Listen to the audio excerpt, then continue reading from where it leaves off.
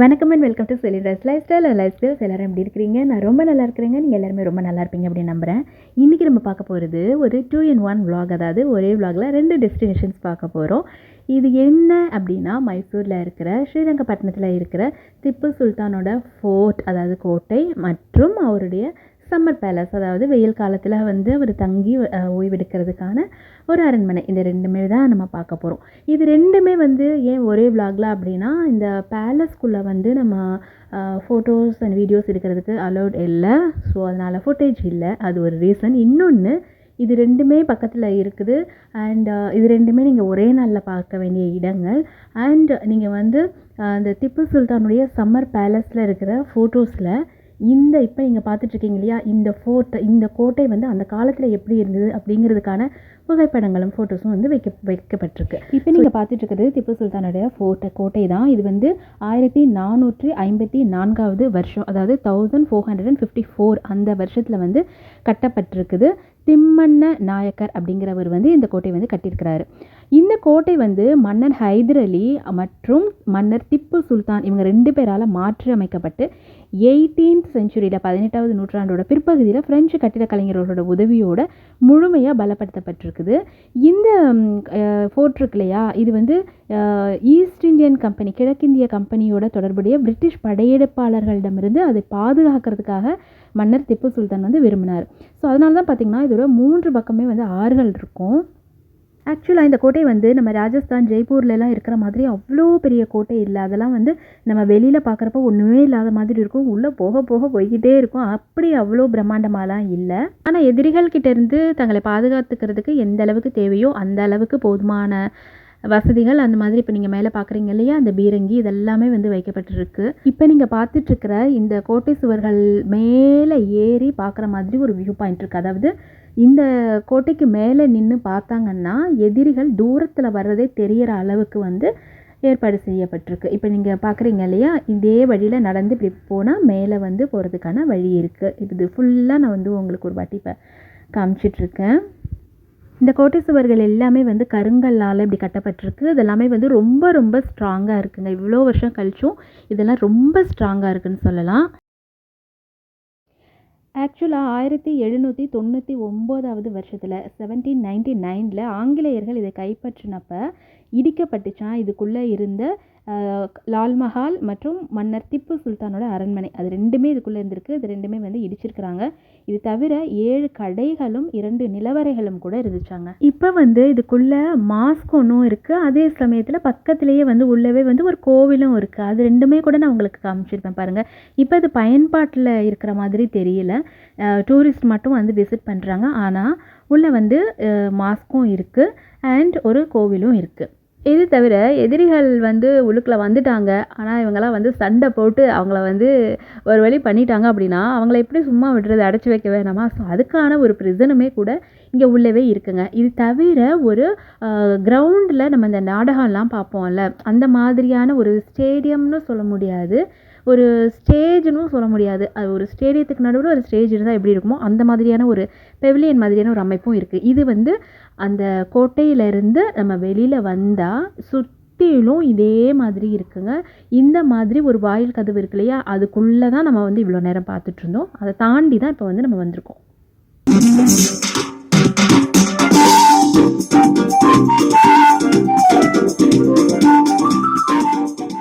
நான் ஏற்கனவே இந்த வீடியோவோட ஸ்டார்டிங்கில் சொன்ன மாதிரி இது மைசூரில், கர்நாடகாவில், ஸ்ரீரங்கப்பட்டினமில் இருக்குது. ஸோ போகிற வழி எப்படி இருக்குது அண்ட் உள்ளுக்குள்ளே வேறு ஆங்கிளில் இந்த ஃபோர்ட்டை, திப்பு சுல்தானோட ஃபோர்ட்டை எடுத்த சில ஃபோட்டோஸை நான் டக்குன்னு காட்டுறேன், பார்த்துருங்க. இந்த குறிப்பிட்ட ஒரு இடத்த பார்க்குறப்ப நம்மளோட அடையாரில் ஒரு இடம் இருக்கும்ல, அதே மாதிரி இந்த மாதிரி தோணுச்சு இந்த ரோடு வழிலாம். ஸோ இந்த பாதையை பார்த்தீங்களா, நான் சொன்ன மாதிரி எவ்வளோ ஸ்ட்ராங்கான கருங்கற்களை வச்சு வந்து கட்டியிருக்கிறாங்க, கருங்கற்களை வச்சு கட்டியிருக்கிறாங்க. அண்ட் இது வந்து நான் சொன்ன மாதிரி அந்த ஆறுகள் சுற்றிலும் இருக்குது அப்படின்னு நான் சொன்னேன்ல, அதுதான் அது ஒரு பிரிட்ஜ் மாதிரி போகுது. இப்போ நான் உங்களுக்கு காமிச்சிட்டு இருக்கிறது வந்து மேலே ரூஃப். இந்த வீடியோவில் காமிக்கிறப்ப நான் காமிச்சேன் இல்லையா, இந்த வாசல் மாதிரி ஒன்று இருக்குல்ல, இதுக்கு வெளியில் தான் வந்து இப்போ நம்ம காமிச்ச ஃபோர்ட் இருந்தது. அதை தாண்டி தான் உள்ளே இப்போ நம்ம வந்து இந்த வளைவான பாதைக்கு வந்திருக்கோம். இந்த வளைவுக்குள்ளே நம்ம அப்படி போகிறப்ப பார்த்திங்கன்னா இந்த குகைக்குள்ளேன்னு சொல்லலாம், குகை மாதிரி இருக்குது. அதுக்குள்ளே போகிறப்ப பார்த்திங்கன்னா அந்த மேலே வந்து ஒரு கட்டையில் கட்டியிருக்கிறாங்க. அங்கே எல்லாமே வந்து தண்ணி வந்து வந்திருக்கு.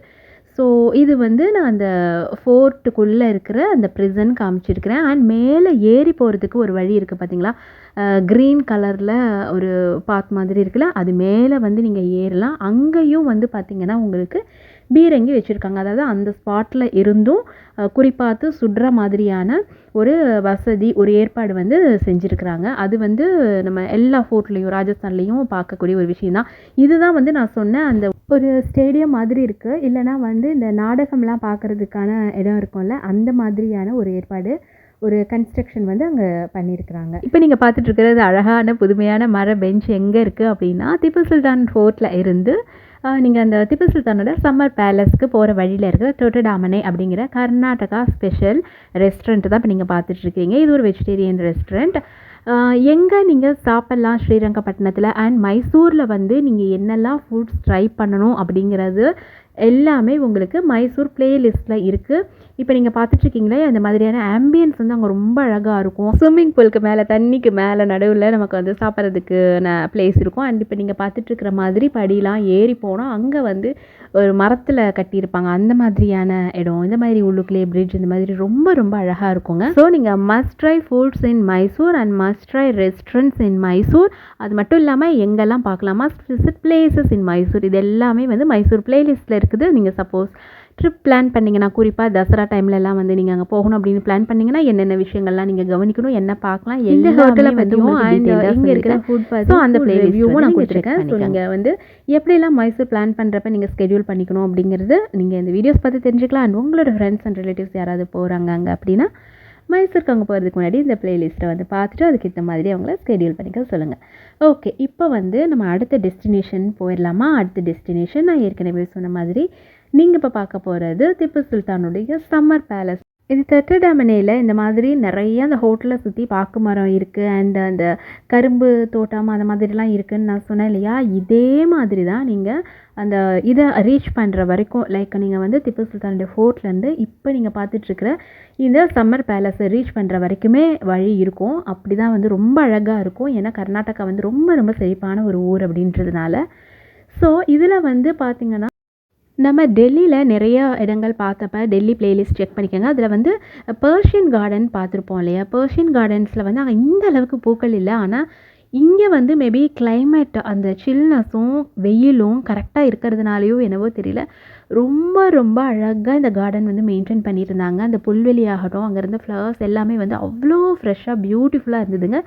ஸோ சம்மரில் நல்லா ரெஸ்ட் எடுக்கிறதுக்கு கரெக்டான இடத்த தான் வந்து திப்பு சுல்தான் அமைச்சிருக்காரு அப்படிங்கிற மாதிரி ஆனால் ஒரு ஃபீல் வந்து நமக்கு கொடுத்தது தான். இப்போ இதுக்கு எனக்கு பின்னாடி பார்க்குறீங்கல்ல அந்த அரண்மனை வந்து அங்கே தெரியும் பாருங்கள்.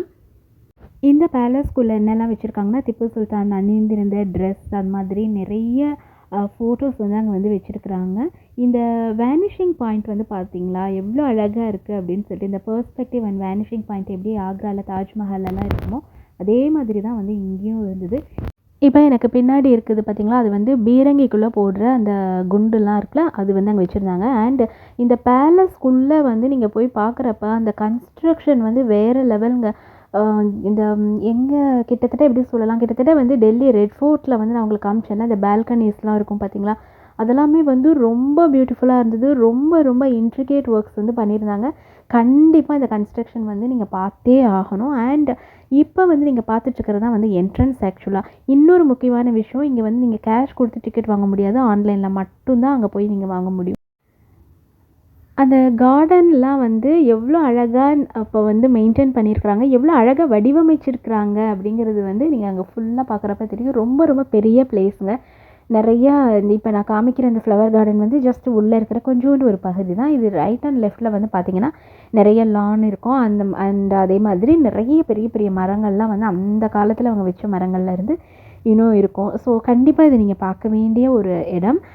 அண்ட் நான் ஏற்கனவே சொன்ன மாதிரி திப்பு சுல்தானுடைய ஃபோர்ட் அப்போ எப்படி இருந்தது அப்படிங்கிறதுக்கான ஃபோட்டோஸும் வந்து இங்கே உள்ளே வச்சுருக்காங்க. ஸோ அது எல்லாமே வந்து நீங்கள் படித்து தெரிஞ்சுக்கலாம். நிறைய பொருட்கள் அவங்க பயன்படுத்தின நிறைய பொருட்கள், அவங்களுடைய க்ராக்கரிஸ்லேருந்து நான் சொன்ன மாதிரி ட்ரெஸ்லேருந்து நிறைய விஷயங்கள் வந்து அங்கே டிஸ்ப்ளே பண்ணியிருந்தாங்க. ஒரிஜினலாக திப்பு சுல்தான் யூஸ் பண்ண விஷயங்களே வந்து அங்கே வந்து வச்சுருந்தாங்க. இது எல்லாமே வந்து கண்டிப்பாக நீங்கள் பார்க்க வேண்டிய ஒரு இடம் தான்.